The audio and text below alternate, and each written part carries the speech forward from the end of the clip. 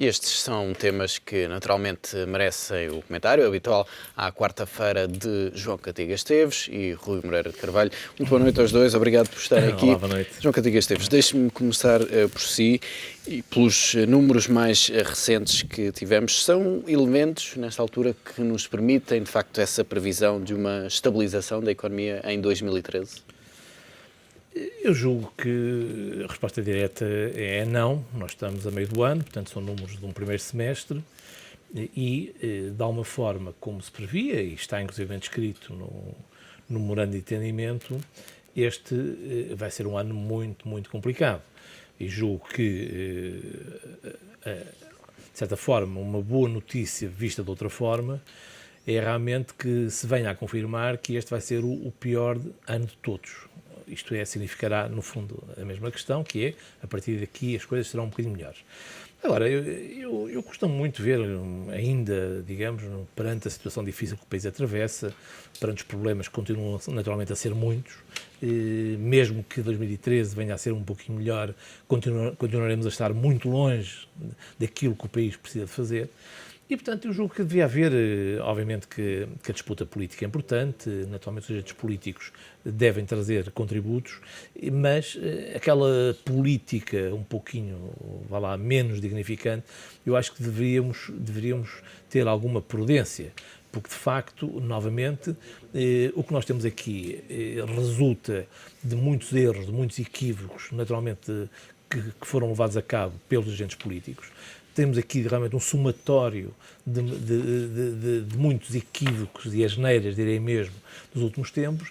Era bom que, enfim, que em meio ano, um ano e meio, 2 anos, tudo isto se pudesse apagar com uma esponja. Portanto, não é verdade. Portanto, nós estamos num caminho, é claramente cedo para confirmar que vamos ter os resultados que esperamos. Agora, temos que enfatizar algo muito importante, que é os erros pagam-se caros e mais cedo ou mais tarde acaba por surgir, digamos assim, a fatura. E é isso que, de alguma forma, está a acontecer agora. E como disse há pouco, já se esperava, obviamente, que 2012 não fosse um ano fácil. Os números que foram divulgados ontem pelo INE surpreenderam? Ora, é claramente que, enfim, há ali algumas análises, mais ponto, mais décima, menos décima, que podemos comentar. De qualquer forma, eu julgo que o que é estranho aqui é que algumas daquilo que é dito, digamos, que se apresenta como más notícias, se calhar são notícias importantes e se calhar até necessárias. Refiro-me, por exemplo, à grande questão da quebra do consumo interno. Isto é, obviamente que os números do produto interno bruto são muito influenciados, naturalmente, pela quebra da procura interna. Ora bem, mas lá está. Era absolutamente impossível manter artificialmente um padrão de consumo que não estava adequado com a riqueza que nós criamos. Estava assente no crédito. Estava assente no crédito que naturalmente acabou. Portanto, obviamente que fala-se muito hoje no crescimento, austeridade, etc. Nós temos que inverter um pouquinho esta dicotomia. Não é que crescimento é que vamos ter ou que crescimento é que precisamos de ter para viver. Infelizmente, a questão vai ser um pouco ao contrário. É vivermos com aquilo que temos e que somos capazes de produzir. Isto é, nós temos que ajustar o fiel da balança e ajustar, digamos, o nosso consumo interno, se quisermos, como país, na verdade, àquilo que somos capazes de produzir e não àquilo que seria bom podermos produzir. Eu julgo que esse tem sido também um equívoco passado, ou seja, obviamente que hoje, mesmo até em termos académicos, fala-se muito do crescimento ilimitado, que provavelmente é uma utopia, que não é possível as economias estarem eternamente, digamos, a crescer. E, sobretudo, quando temos um mundo cada vez mais global, onde, de facto, parece fazer algum sentido percebermos que há aqui algumas regras e até algumas limitações. Portanto, a palavra de ordem que temos que introduzir, enfim, já existe, mas ainda de forma mais forte, é claramente a questão da sustentabilidade. E com isto eu quero dizer, como coletivo, vivermos com aquilo que temos. E então, se naturalmente conseguimos ter mais, conseguimos produzir mais, então provavelmente podemos ajustar um pouquinho o nosso nível de vida, ou então temos que ajustar. E esse ajustamento é absolutamente imperativo, mais uma vez, porque vivemos durante anos de forma artificial e não é possível. Portanto, quando se fala que o PIB caiu porque a procura interna caiu, eu acho que é absolutamente imperativo que isso venha a acontecer. Faz parte exatamente desse ajustamento. Segunda questão, também dos números. Vemos que, e obviamente que não é uma boa notícia, uma certa desaceleração do lado das exportações. Embora as exportações continuem a ser um motor importante, mas naturalmente que há aqui uma certa desaceleração. Já foi dito, tem a ver também, obviamente, com os nossos parceiros, nomeadamente os parceiros da União Europeia, nomeadamente Espanha, e portanto essa claramente não é uma boa notícia, apesar de tudo continuamos a crescer, mas também há aqui outro dado que me parece importante nas notas e que se deve salientar, que é a quebra significativa das importações. Mais uma vez, em termos de balança externa, isto é muito importante, que apesar a um ritmo inferior, as exportações continuam a crescer, mas é de salientar que as importações caíram. Mais uma vez, é importante, desde logo, em termos do nosso déficit externo. Não é? E deixe-me trazer também para a conversa o Rui Moreira de Carvalho. Rui, boa noite. Mas pegando ainda nesta questão das exportações, é aqui que de facto pode estar grande parte do risco destas previsões de uma estabilização da economia em 2013 e de um início da recuperação? O risco são todos os indicadores. Basta que haja um indicador, há logo um grande risco de que ele falhe. Nas previsões de maio do ano passado, do Troika, que no fundo é o grande baliza que nós temos que referir, eles sugerem que em 2012 o crescimento das exportações seriam de 6%. Ora, o segundo trimestre foi de 6,8% contra 11,2% do primeiro trimestre. Mas o grande problema do segundo trimestre foi o mês de abril, porque o mês de maio já houve um crescimento de 8,4% das exportações. Em junho, 16,1%, e em julho, que esta média não refere, foi 13,2%. Estamos a falar em crescimento nominal. Portanto, é preciso depois deflacionar com o efeito da inflação.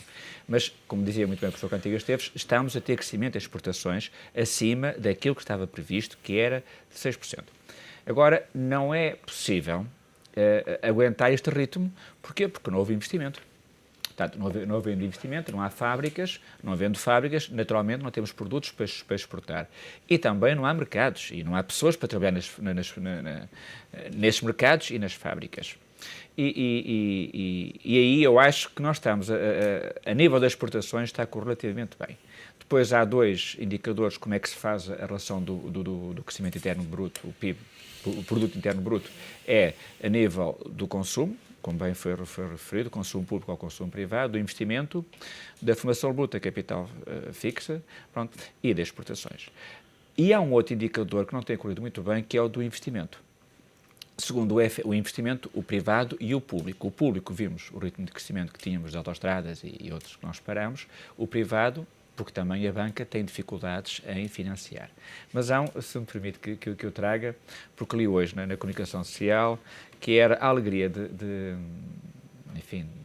muitos cidadãos, naturalmente, até irei dizer coisas que possam não ser simpáticas e peço antecipadamente perdão por o fazer. Mas foi a paragem dos transportes. Não. Essa, podemos chegar lá se o Rubén continuar. Não. A barragem de Tua, portanto, de Tua no norte de Portugal. Ora bem, perto do concelho de Alijó, que é um concelho, de facto, no interior, com uma grande dificuldade de emprego, com grandes assimetrias, enfim, e significa 300 milhões de euros de investimento. Significa uma potência de 259 megawatts, que é suficiente para abastecer Lisboa. Em hídrica, porque recordamos que no início da semana falava-se do aumento dos combustíveis fósseis, o aumento da energia na balança de pagamentos de Portugal, na balança, primária, nessas despesas todas. Ora bem, onde nós estamos a investir é pedido que trabalhemos menos e mais devagar. Menos, quer dizer, menos do que estava previsto e mais devagar, porque estamos a andar muito depressa. Então o Ministério anunciou que as obras previstas para o terceiro trimestre deste ano já só vão ser atingidas no segundo trimestre do ano que vem. De 506 funcionários que estavam a funcionar há 2 meses, reduziu para 335, estando previstos 800 funcionários. Ora bem, se neste caso concreto não há um problema de financiamento, há uma nobreza que é evitar importações de combustíveis fósseis, que têm melhoria, então não vou repetir, basta pagamentos, comercial, enfim, por aí fora, que é criar emprego em zonas desfavorecidas, que é o interior. E é pedido, a bem de algo que é difuso, porque eu não conheço pessoal, não conheço, e procurei informação, enfim, para-se com isto. E aqui faz-me recordar uma barragem que eu trago constantemente à bala, que é a barragem de Foscoa. A barragem de Foscoa tinha o dobro desta potência, tinha uma reserva de água de cerca de 17 km, que é a relevância. No século XXI, a gestão de água vai ser importante para qualquer economia. E o que é que foi feito? O que é que a população daquela região pensa sobre a paragem da barragem de Foscoa?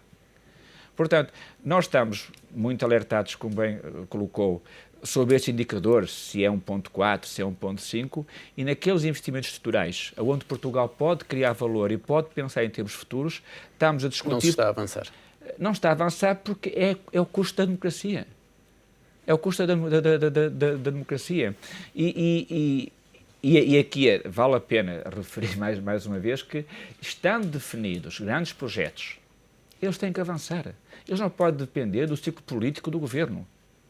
E eles têm que avançar porque estamos a falar de gerações, estamos a falar do TGV, estamos a falar de aeroportos, estamos a falar de vias de autoestradas, estamos a falar do que é que seja, tem que ser pensado, tem que ser discutido, tem que ser analisado os custos para as gerações vindouras, não é o custo da oportunidade atual, e depois tem que avançar, não pode haver estas questões que nos vão sofrer por anos e anos. Mas olhando para essas várias componentes da formação do PIB, sendo que só as exportações dão alguns sinais positivos, pode de facto dizer-se que o Primeiro-Ministro está distanciado da realidade quando fala nesta inversão do ciclo económico? Eu penso que nenhum Primeiro-Ministro, no tempo atual, em qualquer... Quer dizer, quando é governo, tem sempre uma opinião pública muito favorável, a não ser que seja populista e que seja uma fase em que liberte dinheiro que depois vê os custos. Mas o vosso jornal, do vosso grupo, permita-me, na segunda-feira fez uma pesquisa da opinião e pôs a votação, não sei se o professor tem hora de ler, a votação, os melhores primeiros-ministros de Portugal depois do 25 de Abril. E quem é que ganhou? O senhor engenheiro José Sócrates. Segundo lugar, o senhor doutor Pedro Passos Coelho, que está no governo há um ano, não provou que foi o melhor primeiro-ministro, porque nós temos que fazer história e dar tempo ao tempo. Terceiro lugar, foi o doutor Santana Lopes. Dito isto, dito estes três escolha dos eleitores, a sábia escolha, está-me a perguntar o quê? Se o primeiro-ministro está enganado ou não?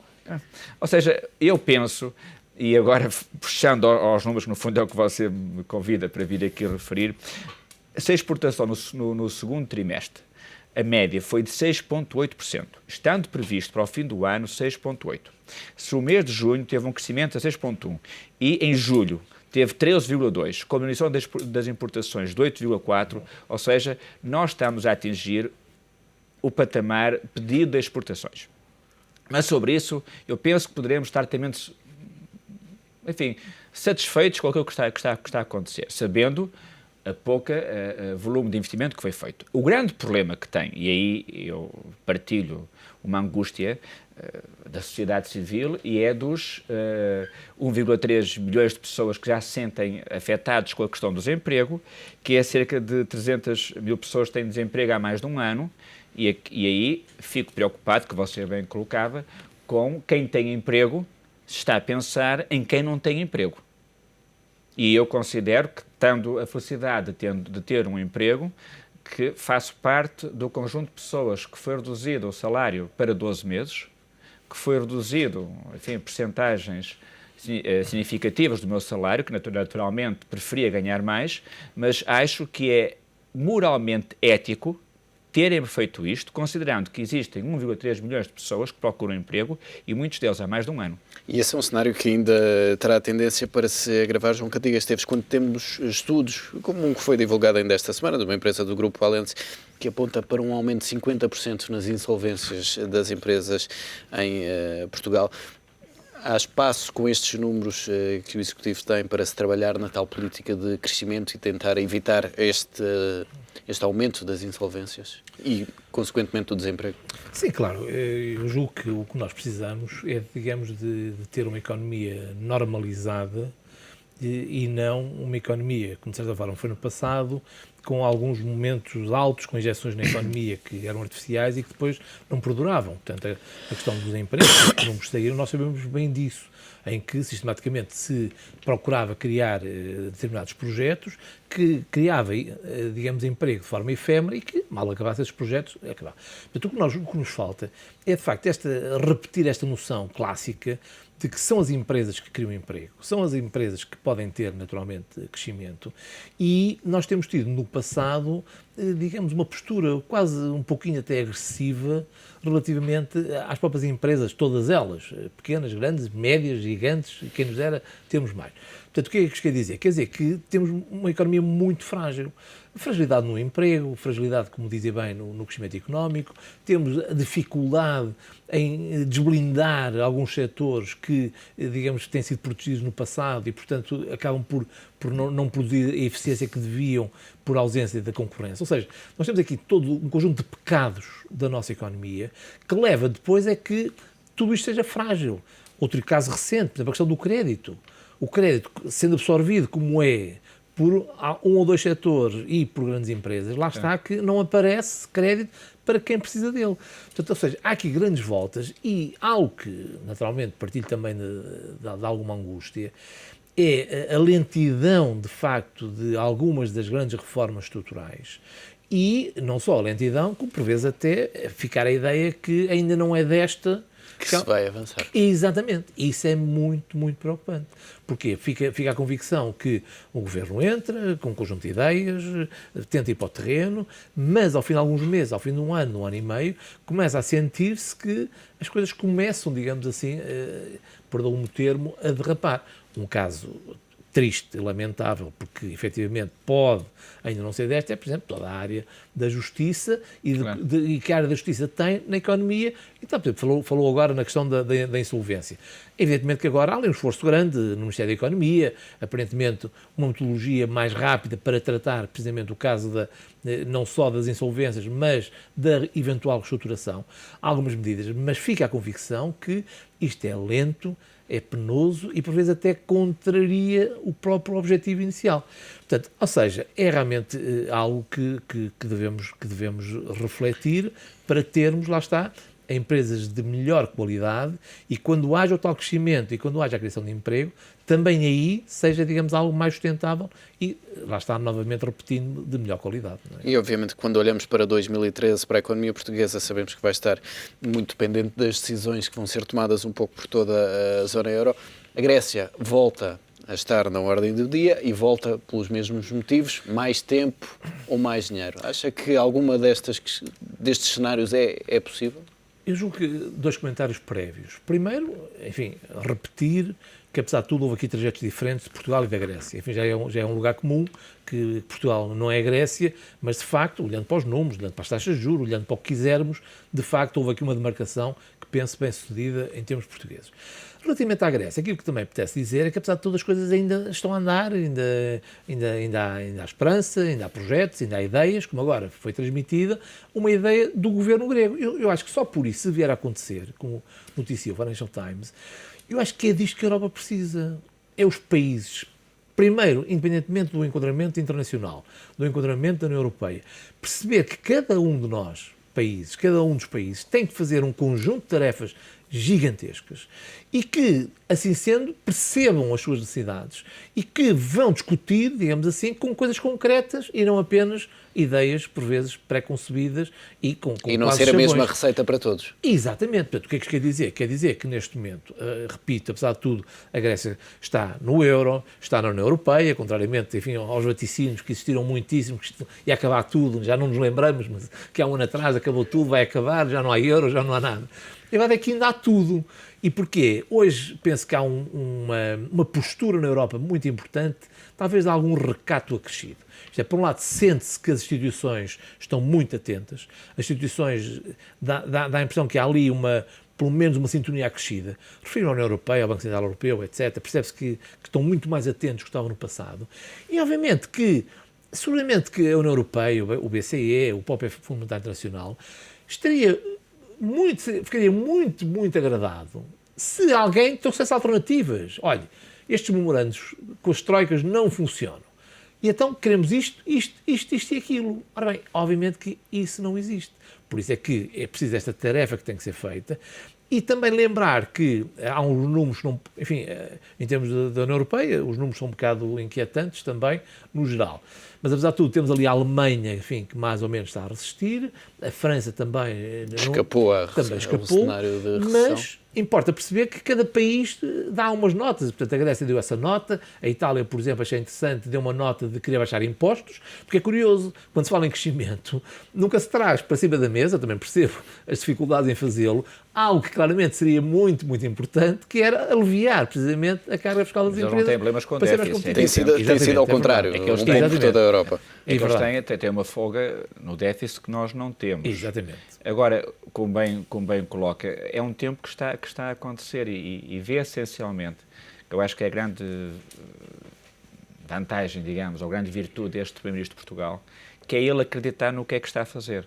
E isso não se observa nos outros, exceto no presidente do Primeiro-Ministro italiano, que não tendo sido eleito de uma forma democrática, ele foi lá posto, enfim, um pouco forçada, está a fazer uma trajetória disciplinada, tendo inclusivamente, quando o BCE, o Draghi, a semana passada, sugeriu que poderia comprar dívida pública de curto prazo, desde que fosse assinado um memorando de entendimento à imagem dos outros países, ou seja, criou a bitola, e ele disse de imediato que poderia pensar nessa modalidade. Ou seja, o trajeto está a ser feito que é da corresponsabilização de cada um dos players.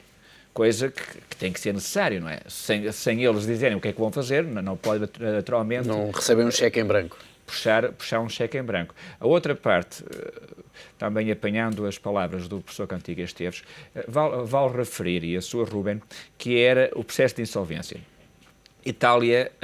A Alemanha teve um crescimento este trimestre de 1%, o que aguentou a zona euro, o mês ficou em recessão, 0,2%, mas aguentou ficar ali perto do zero. E por que teve 1%? Porque apenas 1/3 das suas exportações é para a zona euro. E o que os mostra preocupados. Sabe qual é que é as exportações de Portugal para a zona euro? É 2/3. Ou seja, nós temos toda essa malha para mudar, 2/3 e 30% para a Espanha, que está num processo muito complicado. Portanto, nós temos primeiro que acreditar no que estamos a fazer. A seu tempo vamos ver o que é que tem que ser corrigido, porque isto não depende essencialmente de nós. Depende de nós a produtividade e o trabalho. Não depende de nós o financiamento que não temos. Portanto, alguém tem que nos emprestar. A segunda modalidade tem procurar novos mercados. E este processo de insolvência, como bem sugeriu, sendo penoso para todos, sei que eu mais uma vez digo, tendo emprego, fico muito contente com essa oportunidade, é o termo que eu poderia utilizar. Agora, nós temos de ter alguma serenidade este tempo, e estamos a falar de 1 ano, a 2 anos, somente o próximo ano, 2013, que estamos a ser vistos. E se você observar o Financial Times ou o The Economist, que são de facto revistas que são referência internacionais, Portugal deixou de estar nos holofotes. E na sombra é muito mais simpático estar ao sol. É mais fresquinho, ficamos assim. Rui Moreira de Carvalho, João Cantiga Esteves, obrigado pela presença neste Closing Bell.